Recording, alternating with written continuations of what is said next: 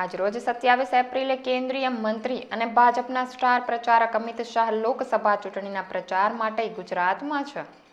ત્યારે તેઓ દિવસ દરમિયાન 3 સભા માટે પ્રચાર કરવાના છે, જેમાંની સવારે પોરબંદર લોકસભા બેઠકમાં આવતા જામકંડોરણામાં સભા સંબોધી હતી અને જામકંડોરણામાં સભાને સંબોધી કોંગ્રેસ પર પ્રહાર કર્યા હતા કે બંને ચરણમાં રાહુલ બાબાના સુપડા સાફ થઈ ગયા છે અને અયોધ્યામાં રામ મંદિર મુદ્દો કોંગ્રેસ સરકાર 70 વર્ષ સુધી પટકાવતી રહી અને આખરે મોદી સાહેબને બીજી વખત વડાપ્રધાન બનાવવામાં આવતા તેમણે રામ મંદિર બનાવી અને સમગ્ર વાતાવરણ જય શ્રી રામના નામનું કરી દીધું છે. ત્યારે વધુમાં કહ્યું કે સોમનાથ મંદિર સોનાનું બનાવવાનું શરૂ થઈ ગયું છે. તો આ સભામાં પોરબંદર બેઠકના વિધાનસભા બેઠકના ભાજપના ઉમેદવાર અર્જુનભાઈ મોઢવાડિયાની જીભ લપસી હતી.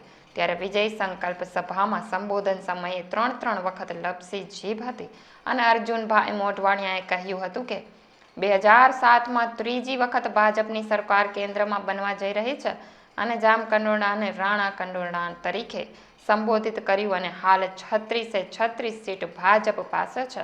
બાદમાં કહ્યું 26 સીટ પૈકી 1 સીટ બિનહરીફ થઈ ચૂકી છે અને હવે બાકીની 25 સીટ ઉપર પણ કમળ ખીલવાનું છે.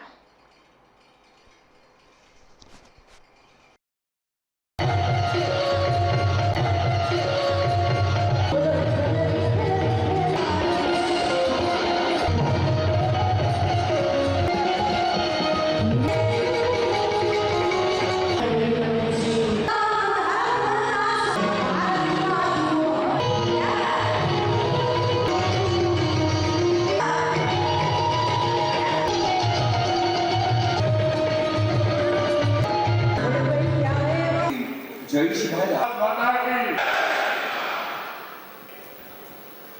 આસામની વચ્ચે ઉપસ્થિત કોરોના જેવી મહામારીની અંદર સહકારિતા મંત્રી જામકંડોરણા કાર્યકર્તા સહકારી અને અમિતભાઈ ઉમેદવાર અલગ સુંદર મજાના